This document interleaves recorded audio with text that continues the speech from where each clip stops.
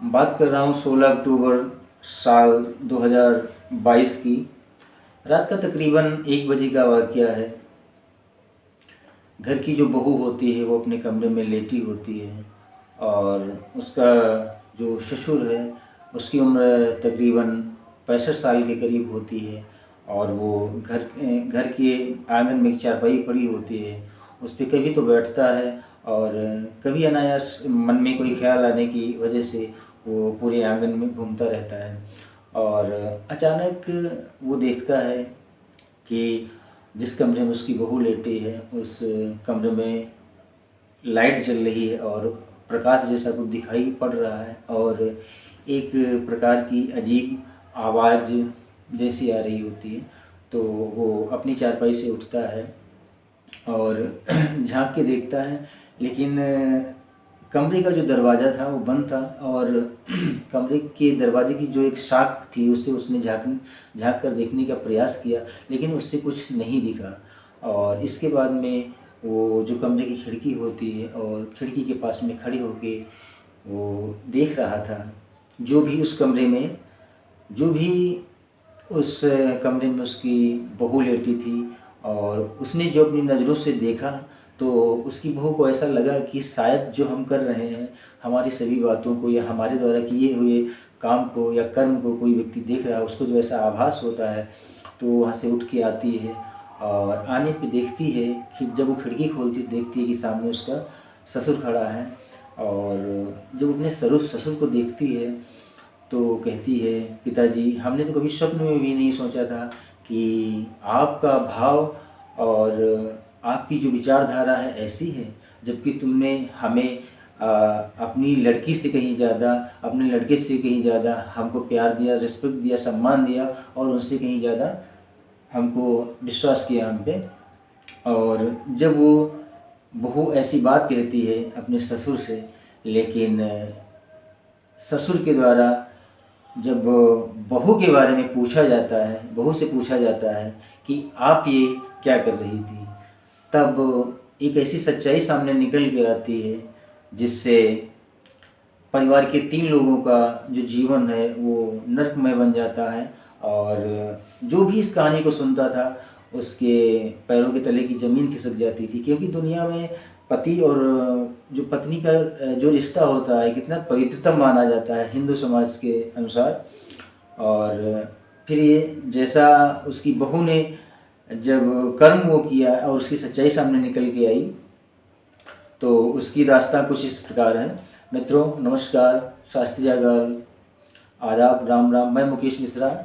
मित्रों मेरे इस न्यू एपिसोड में आप सभी लोगों का बहुत बहुत हार्दिक स्वागत, अभिनंदन और आपके स्वर्णिम भविष्य की ईश्वर से कामना। मित्रों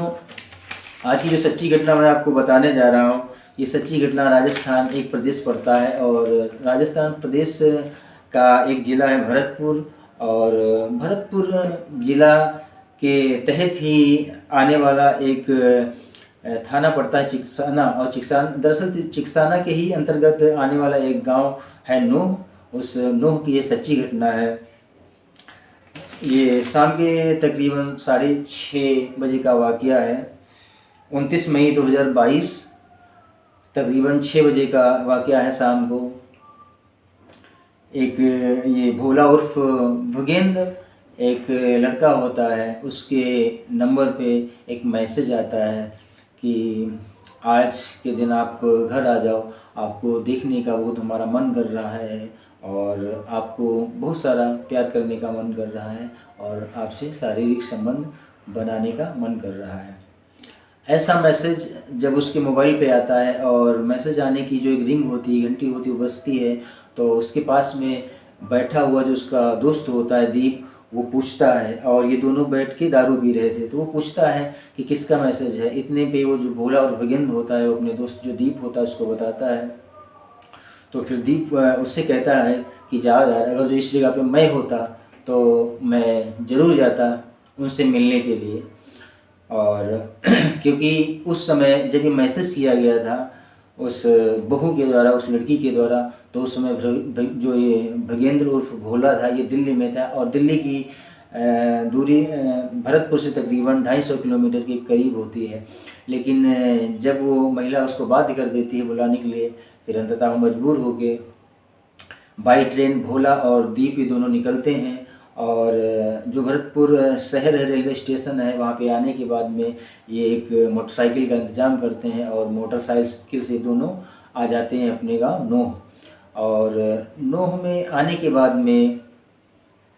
ये उस महिला के घर पे जाते हैं जिस महिला ने इनको मैसेज किया था। अभी तक तो मित्रों आप समझ रहे होंगे कि जिस महिला ने मैसेज किया था उसने शायद अपने पति को बुलाया था, ऐसा नहीं, उसने अपने प्रेमी को बुलाया था। और उसका प्रेमी तकरीबन रात के 11 बजे आ जाता है। और आने के बाद में ये जो रीमा नाम की महिला होती है, जिसकी उम्र इस समय तकरीबन 18-22 साल के करीब होती है, जाती है और गेट खोलती है। और गेट खोलने के बाद में ये जो भोला उर्फ भगेंद्र होता है, इसको अंदर अपने कमरे में ले आती है। और जो मकान का गेट होता है, गेट पे दीप जो नाम का जो लड़का है, ये खड़ा होकर उसकी रखवाली करता है देख रेख के लिए। और जब ये कमरे के अंदर भगेंद्र उर्फ भोला को लेके आती है तो उस कमरे में 2 चारपाई होती हैं। एक चारपाई पे 2 जो बच्चे होते हैं वो सो रहे होते हैं। एक का नाम कृतिका होता है जिसकी उम्र 8 साल होती है, और एक बच्चा कार्तिक होता है जिसकी उम्र 4 साल के करीब होती है। और एक चारपाई पे उसका पति सो रहा था जिसका नाम पवन कुमार था। और जब ये भोला को उस भगेंद्र को अंदर कमरे के लेके जाती है और दोनों चारपाइयों के बीच में एक कपड़ा टांग देती है। कपड़ा टांगने के बाद में ये दोनों आपस में शारीरिक संबंध बनाने लगते हैं। और शारीरिक संबंध बना ही रहे थे कि तब तक जिसका पति होता है पवन कुमार, उसकी आंखें खुल जाती हैं। और आंखें खुलने के बाद में जब वो उसका विरोध करता है और अपनी पत्नी से कहता है कि हमने कभी आप पे विश्वास नहीं किया था कि आप ऐसा कर सकती हैं हमारे साथ में, हमारे विश्वास का आपने खून किया है और आपके संबंध इस व्यक्ति से हैं। जब वो ऐसी बात कहती है तो जब वो ऐसा बात कहता है तो उसकी पत्नी उसके पैरों में गिर जाती है और तरह तरह से उससे अपने को माफ़ करने के लिए बोलती है। लेकिन इतने में ये जो भोला और भगेंद्र होता है, ये पवन के गले को पीछे से पकड़ लेता है। पकड़ने के बाद में जब पवन के मुख से ज़ोरों ज़ोरों से आवाज़ निकलने लगती है तो उसके मुंह को भी दाब देता है। लेकिन मुंह को इतनी देर तक दबाए रखता है कि कितने क्षण पवन के शरीर से प्राण निकल जाते हैं वो जान ही नहीं पाते हैं और वो नीचे गिर जाता है। नीचे जब गिर जाता है तो ये रीमा और वो भगेंद्र दोनों देखते हैं कि पवन कुमार की सांसें थम चुकी हैं। और इसके बाद में ये जो रीमा होती है अपने कमरे से बाहर निकल के गेट के पास जाती है। वहाँ पे जो पहले से भगेंद्र की रखवाली खड़ा लड़का जो था जिसका नाम दीप था, उसको चुपके से बुलाती है। और बुलाने के बाद में ये जो पवन कुमार की जो डेड बॉडी होती है, उसका मृत शरीर जो होता है, कपड़ों में लपेट के और उस नोह गाँव से तकरीबन 500 मीटर की दूरी पे एक नहर थी, नहर के पास में ले जा करके एक बोरे में उसको भर देते हैं। और भरने के बाद में उसमें तकरीबन 50 से 60 किलो का एक पत्थर भी बांध देते हैं और वो लाश उस नहर में फेंक देते हैं। और फेंकने के बाद में फिर ये सब अपने अपने घर वापस चले जाते हैं। अब इस कहानी के पहले अब दूसरी कहानी का जन्म होता है मित्रों। ये वाकया मित्रों है 3 जून 2015 को। ये हिंदू रीति रिवाज के साथ में ये जो रीमा नाम की ये जो महिला होती है, इसकी शादी भरतपुर के रहने वाले पवन कुमार के साथ में होती है। और जब इनकी शादी होती है तब ये जो रीमा होती है इसकी उम्र तकरीबन 14 साल के करीब होती है और जो ये पवन कुमार होता है इसकी उम्र तकरीबन 32 साल के करीब होती है। और शादी होने के बाद में ये बहुत खुशहाली के साथ में एक सुखमय दाम्पत्य जीवन जी रहे थे। और उसके 1 साल में बाद में इनकी एक लड़की का जन्म होता है जिसका नाम कृतिका रखा जाता है। और उसके बाद में गांव पे रहता था, गांव पे काम वगैरह करने के बाद में जो भी अपना इसका खेती किसानी का काम था, लेकिन उससे इसकी जीविका नहीं चल पा रही थी। तो ये एक दिन अपने पिता से बोलता है, इसके पिता का नाम रामहर्ष शर्मा था, उनसे एक बार ये बोलता है, पिताजी घर पे रह के इतनी अच्छी सुविधाएं भी बच्चों के लिए भी नहीं मुहैया हो पा रही, चाहे शिक्षा के संबंधी हो, चाहे खाने पीने के संबंधी हो। तो ये अपने पिता से दिल्ली जाने के लिए रिक्वेस्ट करता है और ये भी रिक्वेस्ट करता है कि वहाँ पे खाना वगैरह की दिक्कत होती, बाहर का खाना खाओ तो स्वास्थ्य के लिए कहीं पर से अच्छा नहीं होता है और आए दिन हमारी तबीयत और हमारा स्वास्थ्य खराब रहता है। तो जब ऐसी बात अपने पिता से कहता है तो पिता उसके लिए राज़ी हो जाते हैं और ये रीमा और रिपोन दोनों दिल्ली चले जाते हैं। लेकिन उसके बाद में एक ऐसी घटना होती है भारत के इतिहास में 2020, 21, 22 तक ये कोरोना काल आ जाता है। इस कोरोना काल में इस बुरे समय ने न जाने कितने लोगों की जीविका छीन ली, न जाने कितने लोगों को मौत के गर्त में पहुंचा दिया और न जाने कितने लोगों की जीविका नष्ट हो गई और कुछ लोग तो अपनी ज़िंदगी से ही हाथ धो बैठे। तो उस कोरोना काल में जब पूर्ण रूप से इनका काम ठप हो जाता है तो ये फिर वापस आ जाते हैं। और जब ये दिल्ली में सभी रहते थे तो इनके गांव का रहने वाला ये भृगेंद्र उर्फ भोला और ये दीप, ये दोनों इस पवन कुमार के साथ में ही कभी कभार बैठ के आते थे और जो भी अपना दोस्ती में हंसी मजाक होता ये सब करते रहते थे और साथ में बैठ के दारू भी पीते थे। लेकिन पहले तो ये दोस्त के नज़रिए से और दोस्त की भांति से आता था। ये पवन कुमार की जो पत्नी होती है रीमा, उससे मिलता था, लेकिन कब इसे एक दूसरे से प्यार हो जाता है ये पता ही नहीं चलता है। और फिर जब इसके भावनाएं और इसके द्वारा किए गए जो भी कृत्य थे भृगेंद्र के द्वारा, उन कर्मों को, उन कृत्यों को, उन नज़रों को वो रीमा पहचान लेती है और वो भी उसकी तरफ आकर्षित हो जाती है और धीरे धीरे इनका जो प्रेम प्रसंग होता है वो चलने लगता है और आए दिन चला करता है। फिर ये एक दूसरे के साथ में शारीरिक संबंध भी बनाना शुरू कर देते हैं। और सुबह तो ये पवन कुमार जो था अपने काम के लिए निकल जाता था और उसके बाद में बच्चों को भी स्कूल भेजने के बाद में फिर ये रूम पे अपने कमरे पे अकेले रहती थी और और ऐसा खाली समय पा कर के ये जो भोला और भृगेंद्र है जिसका प्रतिदिन का यही काम हो गया था कि ये रूम पे आता था और सारी संबंध बनाने के बाद में ये फिर अपने काम पे चला जाता था। लेकिन कोरोना काल के बाद में सब वापस आ जाते हैं और वापस आने के बाद में ये अपने गांव नूह पर सुखसर रहने लगते हैं और जो भी इनका नाजायज़ संबंधों की इनकी जो एक कहानी थी वो आए दिन चल रही थी। लेकिन उसके बाद में ये इसमें एक ख़ास बात और थी मित्रों कि ये जो भोला और भृगेंद्र था ये गांव पे कम रहता था, ये ज़्यादातर दिल्ली में ही रह के अपना काम करता था फैक्ट्री में। और इस रीमा नाम की महिला को जब भी शारीरिक संबंध की आवश्यकता पड़ती थी तो इसको मैसेज करके फ़ोन करके बुला लिया करती थी। और उसकी मेन एक वजह ये थी मित्रों, क्योंकि पवन और ये जो रीमा थी इसके उम्र में तकरीबन 15 साल का डिफरेंस था और ये पवन कुमार जब इसके साथ में शारीरिक संबंध बनाता था अपनी पत्नी के साथ में तो संभवतः वो पूर्ण से संतुष्ट नहीं हो पा रही थी। शायद इसी वजह से इसने ऐसा गलत कदम उठाया और जिसका परिणाम इसको आगे भोगना पड़ा।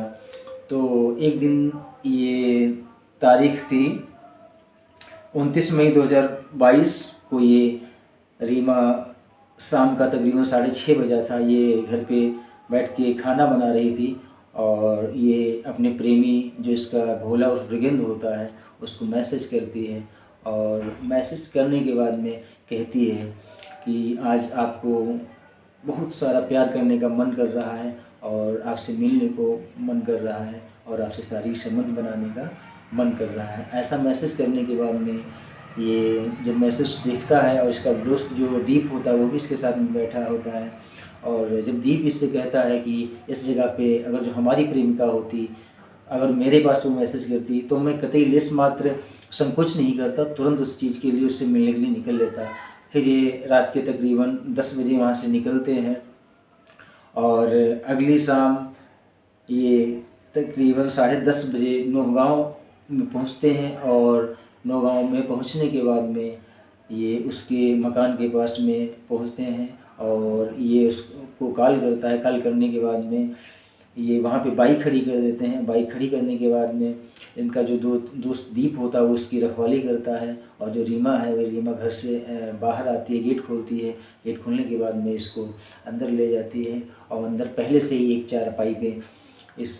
जो ये रीमा होती है इसका जो एक बेटा होता है कार्तिक, और एक जो बेटी कृतिका होती है जिसकी उम्र 8 साल होती है, वो एक चारपाई पे सो रहे थे, और बगल में एक चारपाई पड़ी हुई थी जिस पे इसका पति जो पवन कुमार होता है वो सो रहा होता है। और इसके बाद में ये बीच में दोनों चारपाइयों की ये पर्दा, एक कपड़े का पर्दा डाल देते हैं, और पर्दा डालने के बाद में ये उसका कत्ल कर देते हैं। लेकिन कत्ल करने के बाद में जब इस चीज़ की इंक्वायरी पुलिस को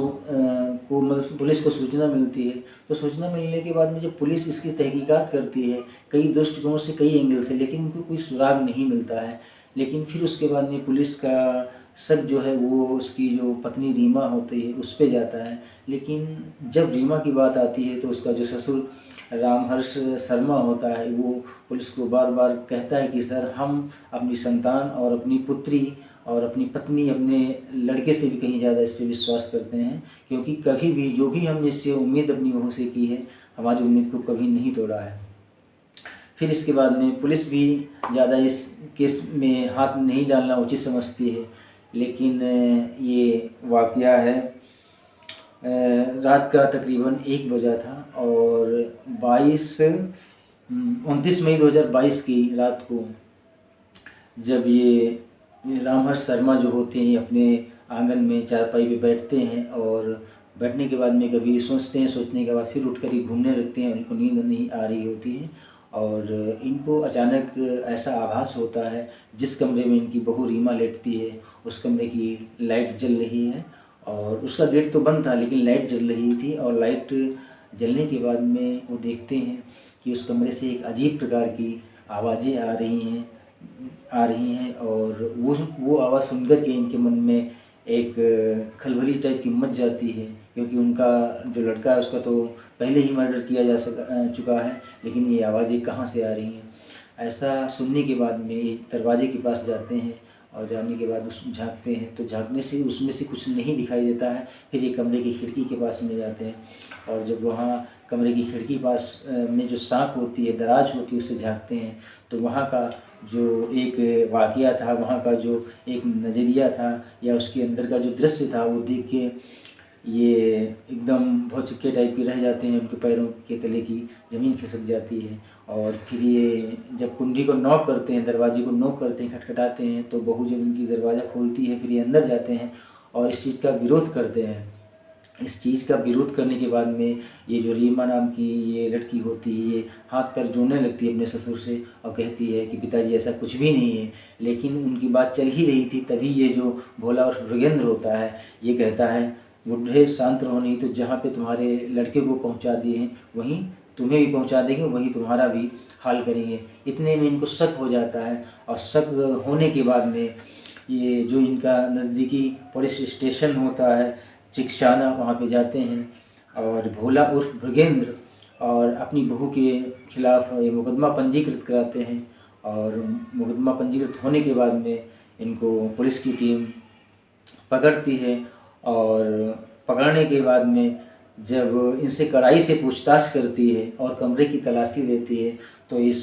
जिस कमरे में इसकी पत्नी रीमा लेटती थी उस कमरे में कई ऐसे सारे कपड़े मिलते हैं जिन पे काफ़ी सारा खून लगा होता है। और पुलिस जब इससे गहराई से पूछताछ करती है तो पहले तो पुलिस को गुमराह करते हैं, लेकिन पुलिस अपने नज़रिए, अपने दृष्टिकोण से जब बहुत गहराई से इनसे पूछताछ करती है तो इंतज़ार टूट जाते हैं और सच्चाई बताने पर मजबूर हो जाते हैं। फिर इन्होंने जिस प्रकार से सारी प्रक्रिया की वैसे तोते की तरह इन्होंने पुलिस को बताया, और फिर पुलिस इनको हिरासत में लेके और दोनों ये रीमा और भोला और मृगेंद्र पे आईपीसी की धारा 302 के तहत मुकदमा पंजीकृत करते हैं, और भोला पे आईपीसी की धारा 376 का भी मुकदमा कायम होता है और इनको जेल भेज दिया जाता है। हालांकि ये जो मैटर हुआ, ये वाक़या हुआ, इसका जो भी केस है अभी कोर्ट में ट्रायल के तौर पे चल रहा है, और अभी तक तो किसी को संभवतः सज़ा नहीं मिली है। इसका जो भी केस है वो ट्रायल के तौर पे चल रहा है, और मित्रों, इस कहानी में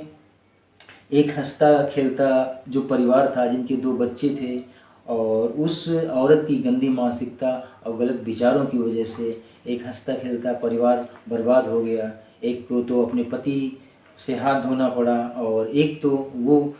जो शायद अपने माँ बाप के जो एक सोच होती है या जो विचार शक्ति होती है, जिसके अनुसार व्यक्ति अपनी संतान को पालता है, तो उस विचार शक्ति को भी उसने धूमिल कर दिया और अपना जीवन बर्बाद कर लिया। और लास्ट में मित्रों, इस कहानी को आप सभी लोगों को सुनाने को मेरा ये इरादा कतई नहीं है कि आपको कहीं पर से कष्ट पहुँचे या ठेस पहुँचे और आपकी आत्मा दुखी हो, द्रवित हो। मित्रों, इस कहानी को आप सभी लोगों को सुनाने का मेरा मेरा उद्देश्य ये है कि आप सब लोग जागरूक रहें, सजग रहें, दूरदर्शी रहें, और अपने परिवार और अपने वातावरण के पड़ोस में कहीं भी, चाहे वो किसी दूसरे परिवार का लड़का हो या लड़की हो, कोई महिला हो या पुरुष हो, सदैव अगर जो ऐसी बातें समाज में फलित हो रही हैं तो इनको कभी भी फलित ना होने दें, और अपने परिवार, अपने संतान, अपने समाज में ऐसा कल्चर, ऐसा व्यक्तित्व दें जिससे एक अच्छे समाज की रचना हो सके और संस्कारवान हमारी नवोदित